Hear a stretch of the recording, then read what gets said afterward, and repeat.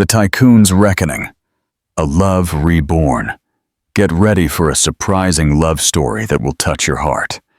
Leave your thoughts in the comments and tell us where you're watching from. Join our community. A cold accusation. The city outside Ethan Vance's office pulsed with light and ambition. But inside the glass tower that housed his global pharmaceutical empire, everything felt sharp, cold, and controlled. He stood by the massive window of his Manhattan office, gazing at a skyline that had long ceased to impress him. His blonde hair was perfectly coiffed, his blue eyes unreadable. His tailored suit clung to his body like armor. Ethan was 36, a self-made billionaire, revered in business circles and feared by his competitors. Emotion to him was inefficient, trust was a luxury, and mistakes were unforgivable.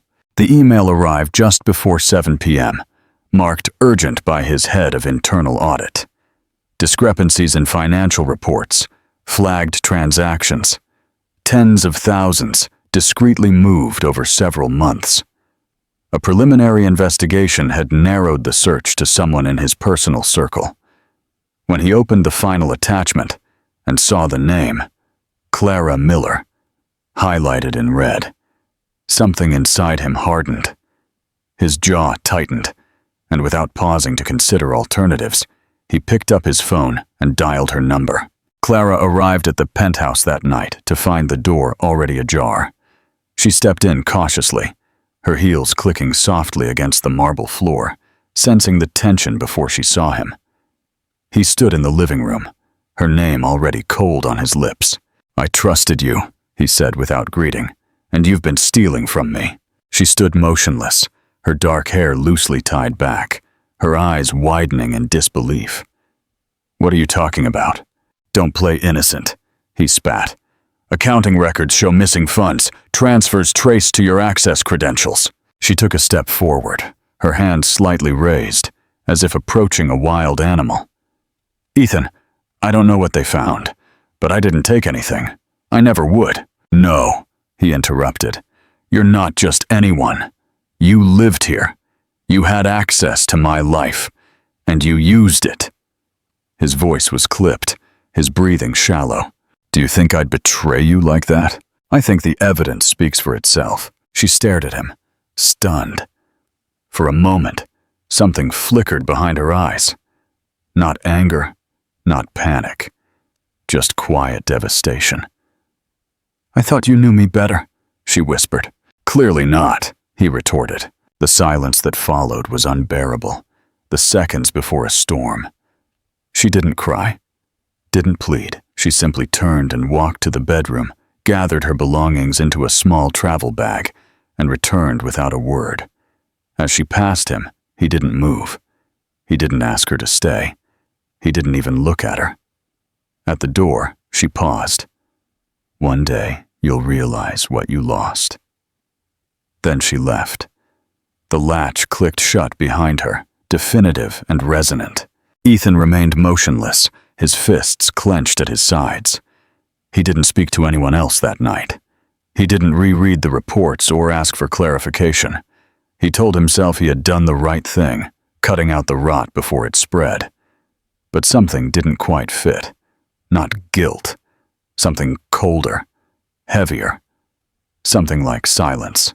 What he didn't know was that Clara hadn't just walked out with a suitcase that night.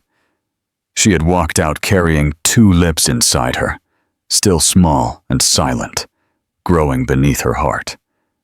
And by the time he came to question what had truly happened, it would be too late to stop the story from unfolding.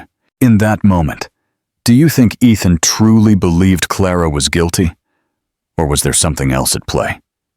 Share your initial thoughts in the comments. A glimpse of the unthinkable. 4 years had passed, but Ethan never allowed himself to go back to that night.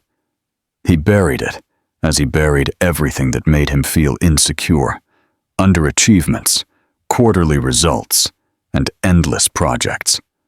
Clara's name never crossed his lips, either publicly or privately. According to the world, she had disappeared. and Ethan had moved on.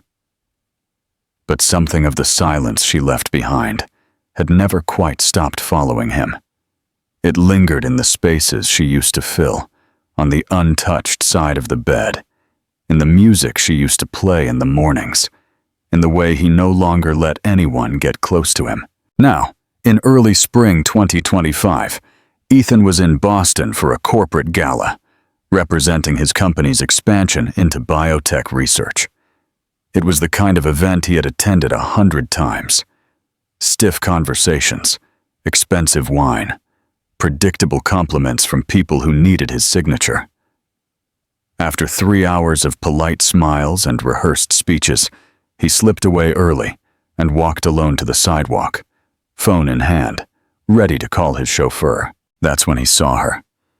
Clara stood under the glow of a street lamp a few yards away, trying to pull a toy from her bag while 2 small girls clung to each side of her.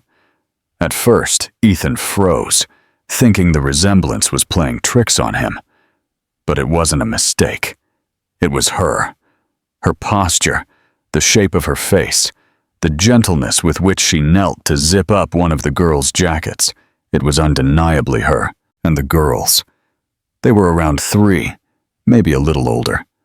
Identical. Small, giggling, clutching stuffed animals. Both had soft blonde curls and large blue eyes. His blue eyes. He didn't move. He couldn't. The world around him faded as he stared, his breath caught between his lungs and his throat. One of the girls looked up and stared at him for a fleeting second. She blinked slowly, curiously. Then she looked back at her mother without a word. Clara straightened and followed her daughter's gaze. Their eyes met. She didn't gasp. She didn't stumble.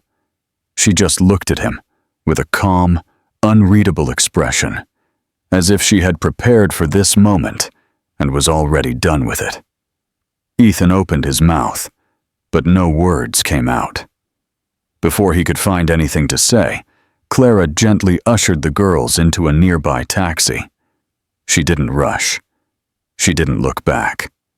The car door closed with a soft thud, and a moment later, the cab pulled away into the night. 2 small faces pressed against the window, watching the city blur around them. Ethan remained motionless, completely still, as people walked past him on the sidewalk, oblivious that his world had just shifted. He wasn't sure how long he stood there before his chauffeur pulled up and asked if he was ready to leave. He nodded slowly, his eyes still fixed on the street where the taxi had disappeared. Something inside him, something he had buried 4 years ago, had just surfaced, and he knew, without needing anyone to confirm it, that he had just seen his daughters for the first time. A painful confrontation. Ethan couldn't sleep that night. He paced his hotel suite, replaying the scene marathon over and over in his mind. Clara under the street lamp, the twins by her side, the fleeting moment their eyes had met, and the expression on her face.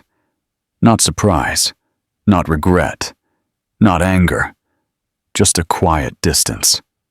He could still see the way the little girl had looked at him, the slight, curious tilt of her head, as if staring into a mirror that made no sense. He needed no proof. The girls were his. He knew it in a way that transcended logic and went straight to the part of him that had been empty for 4 years. By morning, he had made his decision. He didn't contact her directly. He knew she wouldn't respond, not after what had happened. Instead, he hired someone. Discreet. A private investigator he had worked with before. He didn't want surveillance or pressure, just an address. Something simple. Something human. In 3 days, he had it. A modest townhouse in a quiet area of Cambridge. Nothing extravagant. Not the kind of place Ethan imagined Clara would end up. But perhaps that was the point. She had rebuilt her life without him. It was a Tuesday afternoon. He didn't tell anyone at the office. He didn't even tell his chauffeur. He took a rental car, parked down the street, and sat for nearly 20 minutes, staring at the small front yard, watching toys strewn across the lawn, chalk drawings on the sidewalk, a tricycle overturned on its side, a small pair of shoes near the steps. It was a life, a full, beautiful life that he wasn't a part of. Finally, he got out and walked to the door. When she opened it, she didn't seem surprised. She looked tired, as if she had known this moment would come and had prepared for it. "Ethan," she said simply. "I need to talk to you," he replied. His voice was calm, but inside, everything was shaking. Clara didn't invite him in. She stepped outside and closed the door softly behind her, the sound of children's laughter muffled in the background. "You shouldn't be here," she said. "I saw you, at the restaurant, the girls. They're my daughters," she said, her tone firm. "They're mine too," he said, and she didn't correct him. For a moment she studied him. He looked tired, but not in the same way he used to when they were together. It was a different kind of exhaustion, as if he had been walking through life on autopilot and had just woken up. "Why now?" she asked. "Because I didn't know," he said. "If I had known—" "You didn't want to know," she interrupted him. "You were so quick to believe I was a thief. You didn't even let me speak. I made a mistake. You destroyed everything we had. I was pregnant when you threw me out, Ethan. I was carrying your children, and you didn't even look back." The words hit him like cold water. He felt it in his chest, a weight so profound it was hard to breathe. "I'm not here to justify what I did," he said after a long pause. "I just want to make things right. Somehow. And what does that look like to you? Money? Lawyers? A press release? No, I want to be their father." Clara looked down, took a deep breath, and then met his eyes. "They don't know you. They haven't even heard your name. You can't just show up and claim a title you never earned." "Then let me earn it," he said, his voice low, almost a whisper. "Let me start." She didn't answer immediately. The door behind her creaked slightly, and one of the girls peeked out. Clara turned and gently ushered her back inside. When she turned back to Ethan, her face had softened slightly. "I don't promise anything, but if you really want to do this, you start with them, not with me." "I understand." "Ethan," she added, her voice suddenly sharper, "don't do this halfway. If you come in, you stay in." He nodded slowly. The full gravity of what she meant settled in his bones. This wasn't a gesture. It wasn't something fixed with a check or an apology. If he wanted to be in their lives, he had to earn it with time, with presence, with patience. She backed towards the door. "Come back Saturday. We'll be at the park 2 blocks over, at 10 a.m. Before he could respond, she slipped inside. The door clicked shut behind her. Ethan stood there for a long time, motionless, staring at the spot where she had just been. For the first time in 4 years, he felt something unfamiliar. Humility, and beneath that, a flicker of hope. What do you think Clara means by, "If you come in, you stay in"? What challenges do you foresee for Ethan in earning their trust? Share your predictions in the comments. A tentative beginning in the park. The playground was small, tucked between 2 apartment buildings with a faded wooden fence and the scent of spring in the air. Ethan arrived 10 minutes early, dressed in jeans and a sweater he hadn't worn in years, unsure if he was overdressed or not dressed enough. He stood awkwardly near a bench, hands in his pockets, scanning the area like someone who had wandered into a place meant for someone else. Children ran in circles, their laughter bright and free. Parents chatted nearby while sipping coffee from paper cups. Ethan felt like an intruder, a man out of place, amidst strollers and sidewalk chalk. Exactly. At 10 o'clock, he saw them. Clara approached with a slow, even gait, one hand gently holding each of the girls. They wore matching pastel jackets. Their blonde curls bounced with each step, and their little sneakers lit up as they walked. They looked around, wide-eyed, taking in the playground as if it were a new world. When they reached the gate, Clara knelt and whispered something to them. Both girls nodded, then cautiously let go of her hands and headed for the sandbox. She joined Ethan on the bench, keeping a little space between them. She didn't speak at first, neither did he. They just sat there, both watching the two girls dig and build with plastic shovels, working silently side by side as twins often do, as if sharing a private language no one else could fully understand. "They don't know who you are yet," Clara finally said. Her voice was low, almost muffled by the sounds of play around them. "To them, you're just a man from the street, a stranger." "I understand," Ethan said, his eyes still on the girls. "I don't expect anything. You'll have to be patient. They're smart, observant, but they don't trust easily." He nodded. "They're yours, so you'll be yours." Clara glanced at him.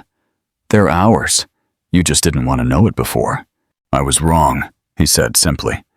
"And I'm sorry. I can't undo it. But I want to show them something different now. Show you." Silence settled between them again, but it didn't feel as heavy as before. One of the girls, Sky, Clara had texted him, toddled closer, watching Ethan from a distance.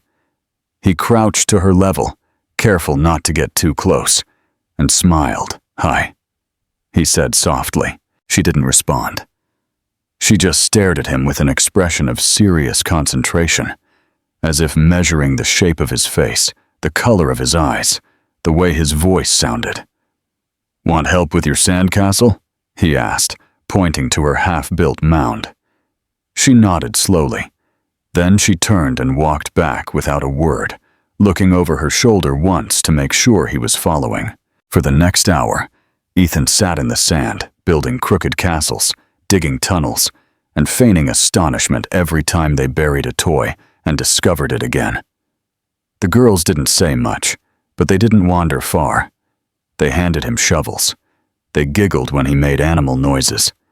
They pointed out birds and demanded he guess their names. It wasn't connection. Not yet. But it was something close to a beginning. Clara watched from the bench, her arms loosely crossed, her face unreadable. But every now and then, she smiled. Not because she wanted to, but because she couldn't help it. When it was time to leave, the girls hugged each other goodbye, as they always did. As they walked away, Gracie, Clara had texted him, turned and waved to Ethan.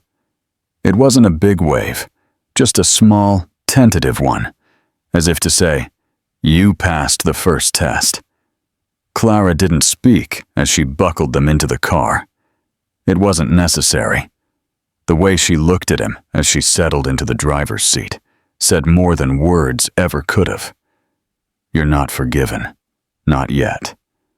But maybe you're not a stranger anymore." Ethan stood in the parking lot long after the car drove away, watching the sun filter through the trees, and feeling, for the first time in years, as if something inside him was waking up. Not guilt, not regret. Something better. Something he hadn't felt since before he lost her. Perhaps it was hope. Perhaps it was love. Or perhaps it was the beginning of becoming the kind of man his daughters would one day run towards instead of away from. Earning trust. One day at a time. During the following weeks, Ethan began to show up regularly. At the park, at the library where Clara used to take the girls for story time, and sometimes simply outside their house when invited, sitting on the porch steps with a bag of coloring books or small puzzles he had chosen himself. He never showed up unannounced. He never stayed too long. He let the girls lead him, and Clara watched closely, not like a test, but because she didn't know how to stop watching him. For someone who had once shut down so easily, Ethan was becoming kind, intentional, present. At first, the girls treated him like a new neighbor. They asked cautious questions, often through Clara. They were curious about his car, about whether he liked frogs or strawberries, about whether he could tie his own shoes. But as the visits grew longer and more consistent, the tone shifted. Ethan began to become a regular fixture, not quite a father yet, but something more than a visitor. They laughed louder when he arrived. They ran to show him their drawings. They climbed onto his lap without asking, and told him nonsensical stories that made no logical sense, but lit up his face like sunrise. Then came the conversation about legal rights. Ethan didn't bring it up. Clara did. They were sitting on her back porch while the girls napped inside, the baby monitor softly humming between them. A gentle spring wind rustled the curtains behind the screen door. "You need to be on their birth certificates," she said clearly. He blinked it, surprised. "I didn't expect you to say that." "I'm not doing it for you," she said. "I'm doing it because they'll start asking questions soon. Real questions. About where you were, why you weren't there, who they are. And when they do, I want the answer to be honest." He swallowed hard. "I want to be there for all of that, not just the easy parts." She nodded. "Then prove it. Not just in court, every day." They filed the papers together. It was clinical, procedural. Signatures, identity verifications, a hearing with a family court judge who reviewed the documents and studied them both, as if they were barely holding on. But when the judge looked up and asked if either of them had anything to add, Clara spoke first. "I'm not here because I trust easily," she said. "I'm here because I've seen what he's becoming. And I want my daughters to grow up knowing the version of their father who's here now, not the one who walked away." The judge nodded slowly. "And you, Mr. Vance?" Ethan cleared his throat. "I made a mistake. I acted without thinking, without listening, and I've lost years I can never get back. But I'm here now, and I'll be here tomorrow, and every day after that, because they're mine, and I want to earn the right to be theirs." The judge granted his parental rights that day. There was no fanfare, no applause. But Ethan walked out of the courthouse with the kind of quiet, shaky breathing that happens when a heart finally restarts. That night, Clara allowed him to tuck the girls into bed. He read them a story about a bear who couldn't hibernate and ended up discovering spring. The girls snuggled on either side of him, eyes half closed, their little fingers wrapped around his thumb. When the story ended, Gracie asked him if he'd come back the next day. "I'll be back," he said softly, "every morning." Clara stood at the doorway watching. She didn't say a word, but when he turned to leave, she reached out without thinking and lightly brushed his arm. It wasn't forgiveness, not yet.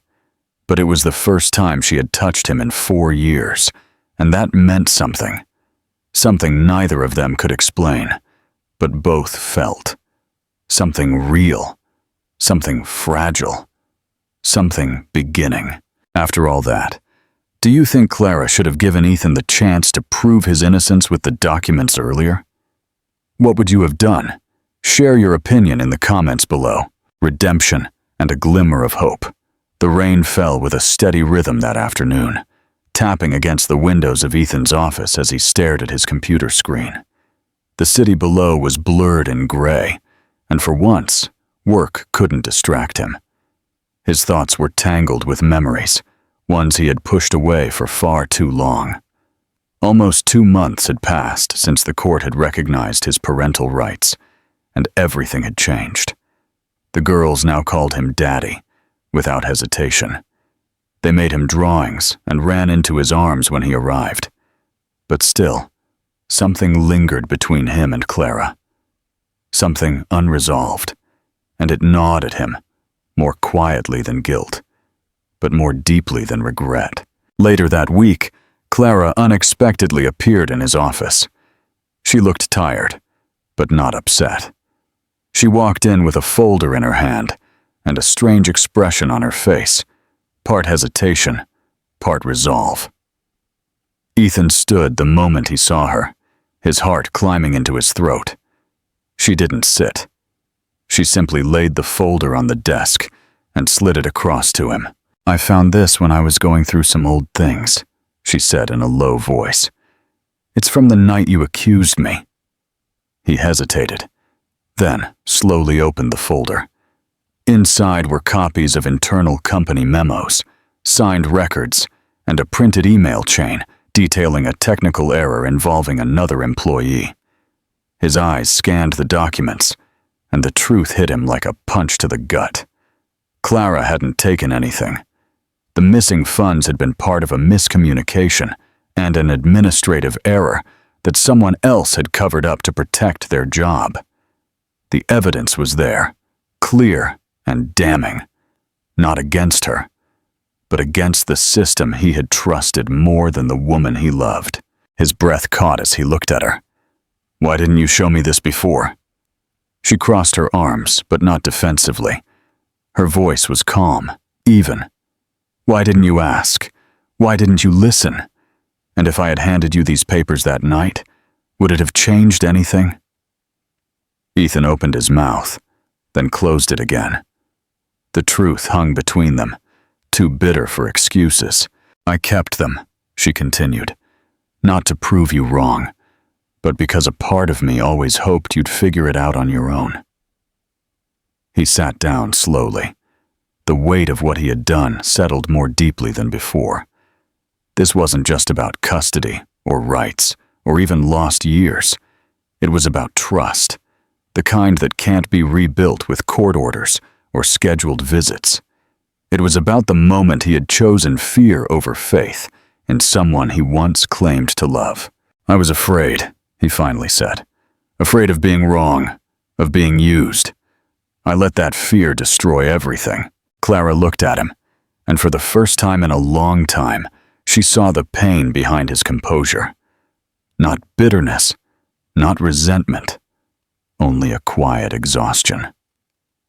"I had to build a life from nothing," she said, while carrying 2 babies. "Alone. Do you know what that felt like? To be accused of something unforgivable and have no one believe you." "I can't fix it," he said in a low voice, "but I swear to you, I will never doubt you again." She nodded once, slowly. Then, after a moment, she turned to leave. Before she reached the door, she paused. "The girls are watching us," she said softly. "If we want them to know what love looks like, we have to show them, even if we're still figuring it out." Then she left, leaving the door gently swinging behind her.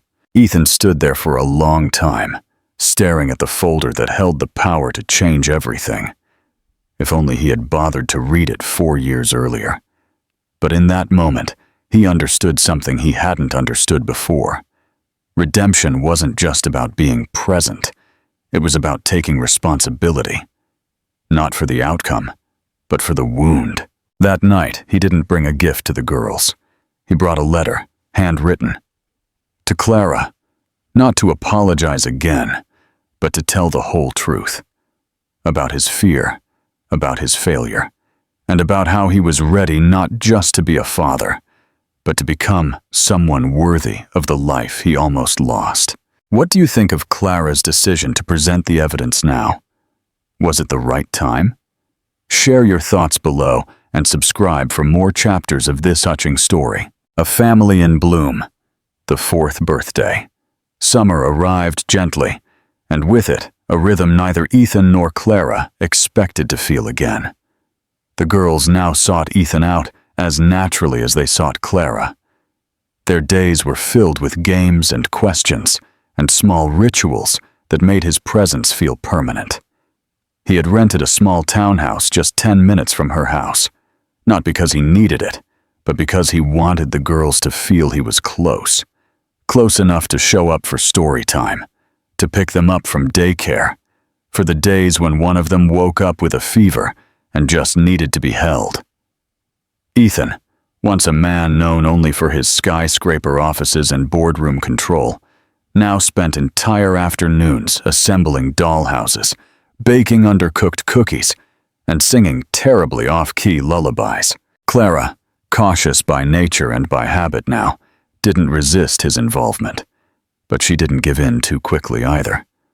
She watched him with a quiet attentiveness, tracking his consistency, his patience, the way he responded to his daughters when things were messy, or loud, or simply human. She noticed how he no longer picked up his phone when he was with them, how he sat in tiny plastic chairs and listened to their nonsensical stories as if they were the most important words ever spoken. He wasn't playing at being a father. He was becoming one. Sometimes Clara would stay for dinner. At first, it was practical, a matter of schedules, logistics, convenience. Then, the time would stretch a little longer. She would help clean up. They would share coffee. They talked cautiously about the girls, about their days, and finally, in low tones, about the past. He didn't defend himself. She didn't accuse. They simply let the air between them settle with the truth neither had spoken aloud in years. One night, after the girls had fallen asleep in their matching twin beds, Clara lingered at the doorway. The house was silent, except for the hum of the nightlight and the soft sound of their breathing. Ethan stood beside her, his arms crossed, his expression soft and full of wonder. "She says she dreams of castles now," Clara whispered, nodding towards Gracie. "Big ones, with windows that touch the sky. I used to think all they'd want from me were answers," Ethan murmured. "But they want stories. They want stories." Clara turned to him, her face unreadable. "They want you, but they also want security, consistency. For you to be here, not just now, but always." "I will be," he said, "whatever it takes." She nodded slowly, and for a moment, the space between them felt less like a boundary and more like a beginning. Later that week, Gracie climbed onto his lap and asked why he didn't live in the same house as them. Her voice was curious, not sad, but the question landed deep within him. He didn't answer immediately. Then Clara, sitting across the room folding laundry, looked up and replied softly, "Sometimes adults need time to figure out where their true home is." Gracie accepted the answer, snuggling closer into Ethan's arms, already drifting to sleep. That night, Ethan stayed a little longer. After Clara tucked the girls in, they sat on the back steps in silence, the moon peeking from behind thin clouds. "I used to think love meant making grand promises," he said. "But maybe it's just about showing up, quietly, every day." Clara looked at him. "You're learning." "I'm trying," he said. "You're doing it," she replied. She said no more. But when she got up to leave, she didn't leave with the same cautious stiffness as before. Instead, she paused, looked back once and smiled. Not politely, not cautiously, but with warmth. And that small, unexpected smile stayed with him all night, like a door opening after years of being shut. The morning of the girl's 4th birthday dawned with golden light streaming through the windows and the sound of little feet thumping on the hardwood floor. The house was already filled with balloons, streamers, and the sweet scent of vanilla cake that Ethan had imperfectly, but proudly, baked the night before. He had never decorated for a party in his life, but now he tied streamers to chairs and inflated balloons until his hands ached. All because his daughters had asked for the most beautiful birthday ever. Clara arrived early, carrying a bag full of handmade paper crowns and a box of fresh strawberries. Her eyes lit up the moment she saw what Ethan had done in the living room. It wasn't Pinterest polished or perfect, but it was bright, joyful, full of care, and real. The girls came running in their birthday dresses, giggling as they twirled and demanded everyone look at the glitter. They both hugged Ethan first, then ran to Clara, showering her with kisses and tugging at her to help them put on their crowns. For the first time in 4 years, it felt like a family celebration. Not an arrangement, not a compromise. Real, shared joy. Guests arrived in waves. Neighbors, preschool friends, Clara's cousins, and even one of Ethan's oldest friends from college, who had flown in after hearing something big was happening in his life. The backyard transformed into a carnival of colorful streamers, face paint, tiny tables, and a bubble machine that ran almost non-stop. The girls bounced between their parents, dragging them into games, handing out stickers, and proudly announcing to anyone who would listen, "That's my daddy and that's my mommy!" Ethan noticed the way Clara laughed more freely now, the way her eyes lingered on him longer than before without tensing, how she no longer flinched at closeness or quiet moments. After the games, the cake, and the chorus of happy birthday, the children gathered in a circle on a picnic blanket, and Gracie suddenly stood up, holding a folded piece of paper. She whispered something into her sister's ear, who nodded solemnly. "We made a wish," Gracie announced, clutching the paper in both hands. "It's for Mommy and Daddy." Skye stood beside her and added, "It's super important." Ethan and Clara exchanged a glance, but said nothing. They waited. Gracie carefully unfolded the paper, and with the seriousness only a 4-year-old could muster, she read aloud, "We wish that Mommy and Daddy live together in the same house, so we don't have to say goodbye anymore." The yard fell silent for a moment. Some parents chuckled softly, touched, while others looked away to give space to something so personal and raw. Ethan's heart clenched. He looked at Clara, who was blinking rapidly, trying not to cry. Later, after the party ended and the last of the guests had left, Ethan and Clara sat at the kitchen table, the house silent again. The girls had fallen asleep side by side in an impromptu fort made of sofa cushions and blankets. Ethan held the wish paper in his hand, smoothing it with his thumb. "I didn't ask them to write that," he said softly. "I know," Clara replied. "It's what they want. And you?" She traced the rim of her coffee cup. "I never thought we'd come back from what happened, but seeing you with them, seeing you become this man, I think maybe we didn't lose everything. Maybe we just paused." He looked at her. There was no fear on her face, no distance, just clarity and something soft, like a quiet acceptance. "I'm not asking for everything," he said. "Not today. Just a chance to build what they see in us." Clara stood and walked to the living room, where the girls lay entangled in blankets, their hands still intertwined, even in sleep. She called softly over her shoulder, "Then maybe it's time we stopped living in 2 houses." Ethan didn't move immediately. He just watched her, his heart beating not with panic, but with something softer. Certainty.